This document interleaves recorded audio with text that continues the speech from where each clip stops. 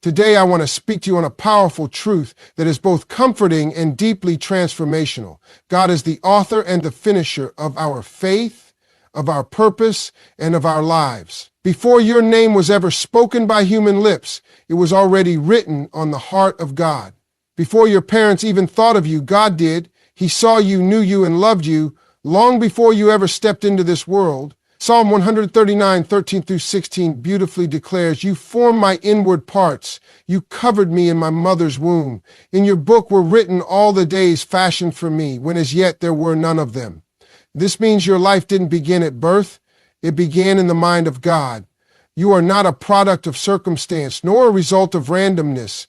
You are a divine idea brought into reality by a sovereign creator. When we call God the author, we're not using flowery language. We are acknowledging that He is the one who picked up the pen and began writing your life story. You didn't create yourself. You didn't choose your gifts, your personality, your time in history, or even your family. All of those things were authored by God with purpose and intent. God never begins a story without a plan. He never writes without meaning. Every stroke of His pen is intentional. You may not understand every detail of your life. Some parts may seem messy, confusing, or painful, but know this: He started your story with love, and He started it with a purpose. Long before you ever made a decision to follow Him, He chose you.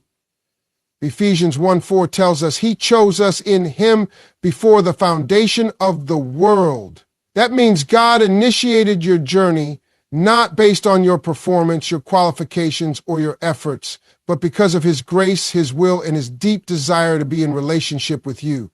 Even the gifts, dreams, and passions within you are evidence of God's authorship. He placed those things inside of you as clues pointing to your calling. He planted seeds in your heart that would grow into the unique impact you are meant to make in this world.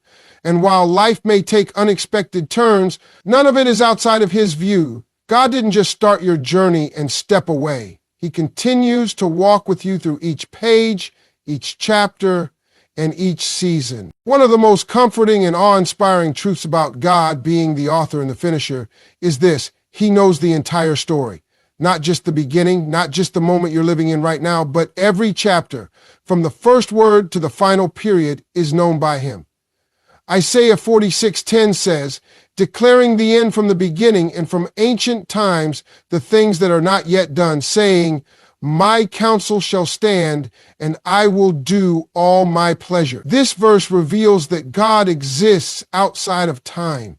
While we see life moment by moment, like reading a book, one page at a time, God sees the entire book at once. Past, present, and future are all laid bare before Him. This means that nothing about your life catches God by surprise, not your failures, not your heartbreaks, not your delays, not even your doubts. He already knew every twist and turn your story would take, and still, He chose to write it. Still, He called you. Still, He loves you. Think about that. The very things you wish you could erase, the mistakes, the missed opportunities, the moments you felt like giving up, God already saw those chapters before you ever lived them. And yet, He continued writing. He didn't stop the story there. Why? Because He knows what's still to come. He knows that this chapter is not the conclusion. He knows that what feels like an end to you might actually be a setup for something greater. God's perspective is eternal. Where we see confusion, He sees clarity. Where we see delays, He sees divine timing. Where we see failure, He sees foundation.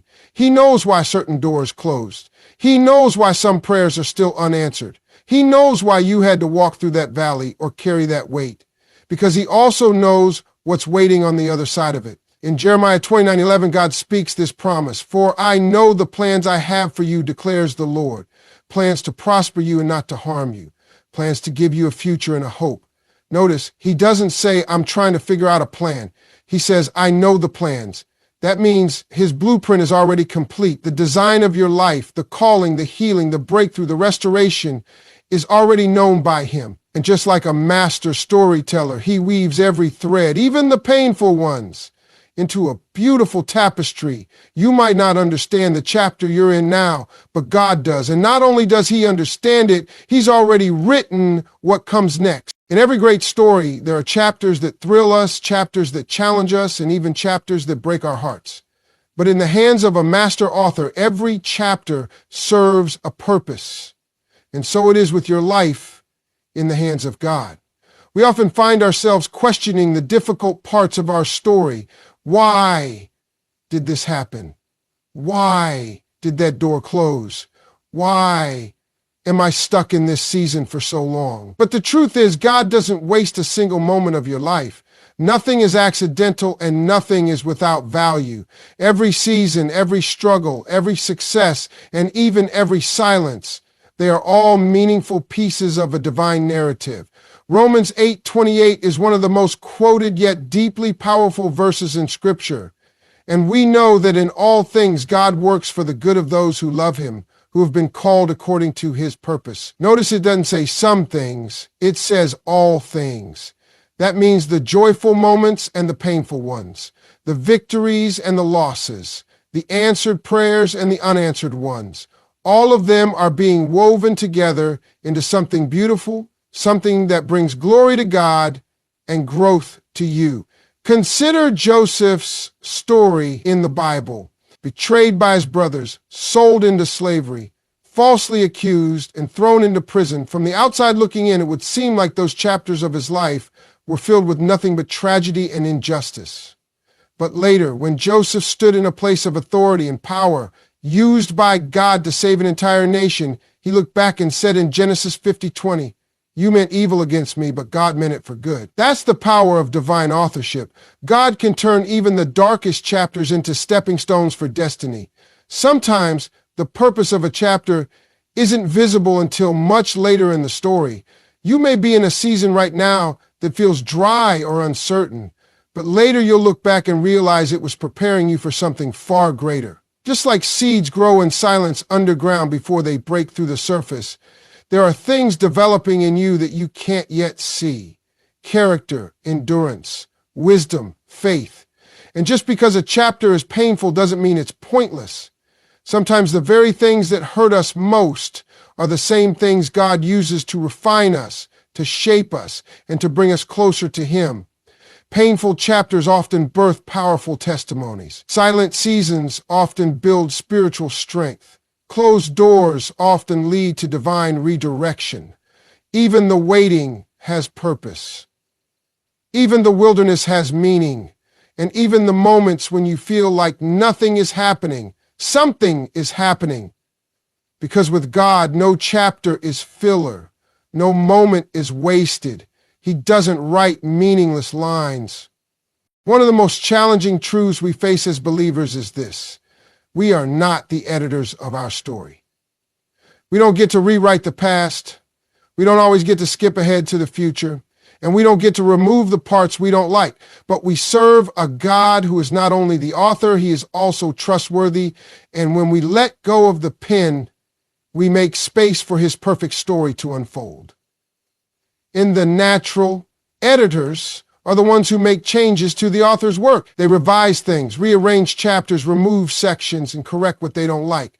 But spiritually speaking, when we try to take that role in our own lives, when we try to control, revise, or rework God's plan to fit our expectations, we often create more confusion than clarity. Why?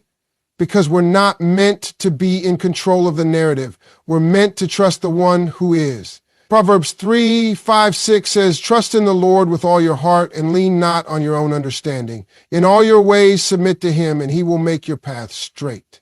That word submit literally means to yield, to hand over. It's saying, God, I don't fully understand this part of the story, but I trust that you do.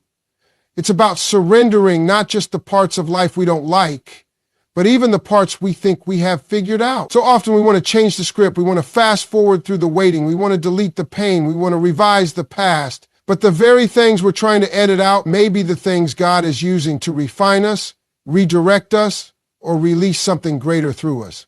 Think about how many biblical characters had moments where they probably wanted to grab the pen from God's hand.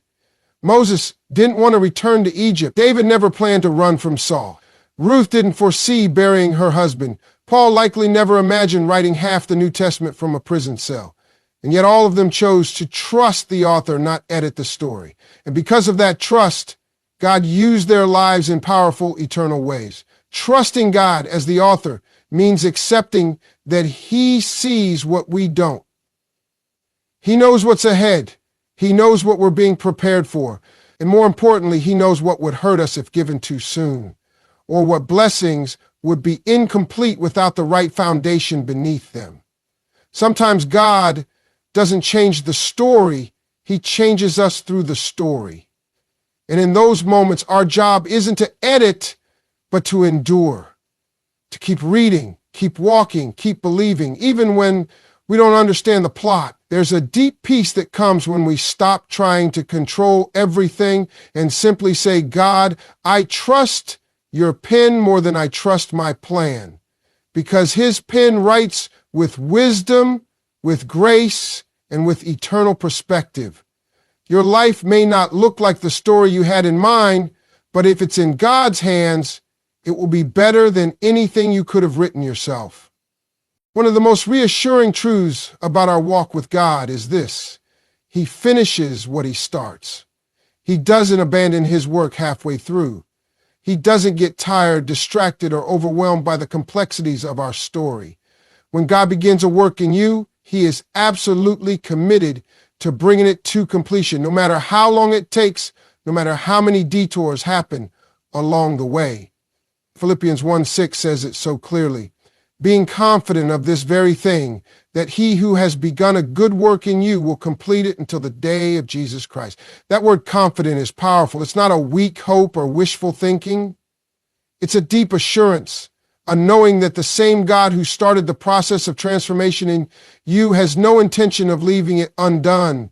His character is faithful, His nature is consistent, and His word never returns void. Think about it. God, in His sovereignty, chose to begin a work in you. He called you, saved you, gifted you, and placed you in a specific time and place with a purpose. He knew your strengths, your struggles, your past, and your future, and still He started something in you. That means He saw value, potential, and eternal purpose in you, even when you couldn't see it in yourself. But we often struggle with this truth when life doesn't look like progress, when we feel stuck, when we fail, when we fall short again and again. In those moments, it's easy to believe that God must be done with us, that He shelved our story and moved on. But that's not who He is. God is not like man. He doesn't walk away when things get hard. He doesn't scrap the plan when we mess up. Instead, He lovingly redirects, restores, and recommits Himself to finishing the work He began in us. Even when we are unfaithful, He remains faithful. 2 Timothy 2:13. He doesn't give up. He doesn't let go. He is the master builder who keeps constructing even when the foundation cracks. He is the potter who keeps molding the clay even when it collapses in His hands. He is the shepherd who keeps leading even when the sheep stray off course. Look at the way Jesus handled His disciples. Flawed, fearful, inconsistent men. Peter denied Him. Thomas doubted Him. Yet Jesus never gave up on them. Instead, He kept pouring into them, kept showing up, kept reminding them of their calling. Why? Because He was committed to completing the work He began in them, and He's just as committed to completing the work He began in you. There may be delays, but there is never desertion. There may be detours, but never disinterest. God does not write abandoned stories. He does not leave things unfinished. If your life feels incomplete right now, if the vision hasn't come to pass, if the healing hasn't happened yet, if the dream seems delayed, take heart. The author is still working, even when you can't feel it, even when you can't see it. God is faithfully, patiently, and powerfully moving your life forward toward the fulfillment of His plan. If we ever need a clear and powerful picture of what it means to trust God as the author and finisher, we only need to look at Jesus. He is not just the one who saves us. He is the one who shows us how to walk the path that was written by the Father, even when that path includes pain, struggle, and sacrifice. Hebrews 12:2 sets the foundation for this truth. Looking unto Jesus, the author and finisher of our faith, who for the joy that was set before Him endured the cross. Jesus wasn't only the beginning of our faith, He also modeled how to live it from beginning to end. His life was not random, not easy, and certainly not without suffering. Yet every step he took was one of full submission to the Father's plan. From the moment of his birth to the moment he breathed his last on the cross, Jesus lived a life completely aligned with the story the Father had written. He understood his mission. He embraced it. But that doesn't mean it was easy. In fact, one of the most powerful moments in his life was when he knelt in the Garden of Gethsemane and said, "Father, if it is possible, let this cup pass from me. Nevertheless, not my will, but yours be done." Matthew 26:39. That moment reveals so much. Jesus, in his humanity, felt the weight of the suffering ahead. He felt the fear, the pain, the heaviness of what was coming, but he trusted the author. He didn't try to rewrite the story. He didn't ask for an escape that would compromise the mission. Instead, he surrendered because he knew that the Father was not only the writer, but the redeemer of every part of that story. And then he endured the betrayal, the trial, the mocking, the nails, the cross. Because for the joy that was set before him, he knew what the end of the story would bring. He knew the suffering had a purpose. He knew that obedience would lead to redemption, not just for him, but for all humanity. That is our example. Jesus didn't just talk about trusting the Father. He lived it out in the most radical and costly way. He demonstrated that faithfulness isn't measured by comfort, but by commitment. He showed us that the middle of the story can be brutal, but it doesn't cancel the beauty of the ending. Jesus trusted the author even when the pages were filled with pain. He believed in the purpose even when the process was hard. And because of that, we now walk in the freedom he died to give us. His obedience wrote a new chapter for all of creation, a chapter of grace, salvation, and eternal life. This is why he is called the author and the finisher of our faith.